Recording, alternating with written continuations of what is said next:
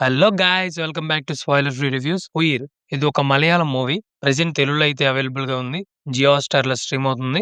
Movie గురించి చెప్పే ముందు ఇది నాది ఒక చిన్న రిక్వెస్ట్ గైస్. మీరు కనుక నా ఛానల్ ని ఫస్ట్ టైం విజిట్ చేసినట్లయితే సబ్స్క్రైబ్ చేసుకోండి. ఒక్కసారి నా ఛానల్ లో ఉన్న వీడియోస్ అన్ని చూడండి. నచ్చితేనే సబ్స్క్రైబ్ చేయండి. ఇంకా మూవీ నాకు ఎలా అనిపించిందంటే ఓకే, మరీ అంత బాగాలేకపోయినా జస్ట్ సాటిస్ఫై అయితే చేసింది. ఇది ఒక సస్పెన్స్ థ్రిల్లర్ జోనర్ లో ఉంటుంది, కానీ సినిమా అంత సస్పెన్సింగ్ అయితే ఉండదు. మూవీ స్టార్ట్ అయితే కొంచెం ఇంట్రెస్టింగ్ గానే స్టార్ట్ అవుతుంది. బట్ వెళ్లే కొద్దీ అలా 1 అవర్ రన్ టైం అయ్యేసరికి మనకి ఇంకా మూవీ అర్థమైపోతుంది ఎవరు చేశారు, ఎందుకు చేశారు అనేది. బట్ ఇంకా లాగుతూనే ఉంటారు. మేబీ రన్ టైం కోసం అనుకుంటా.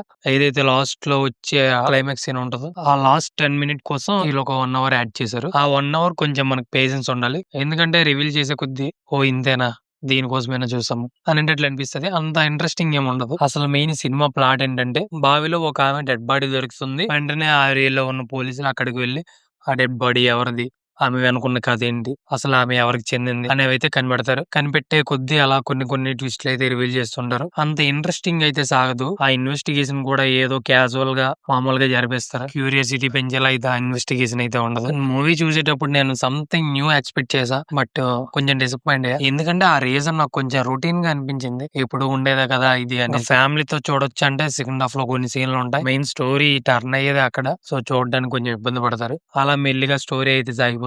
చెప్పా కదా, ఫస్ట్ 1 అవర్ లోనే స్టోరీ అయితే అయిపోతుంది. బట్ మిగతాది రన్ టైం పెంచడానికి అలా లాగారు. ఇంకా క్లైమాక్స్ విషయానికి వస్తే నేనైతే ఇంప్రెస్ అయ్యా.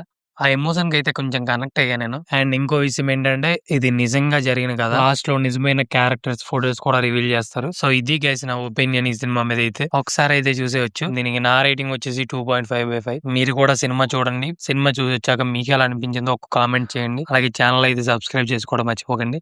Take care guys, bye.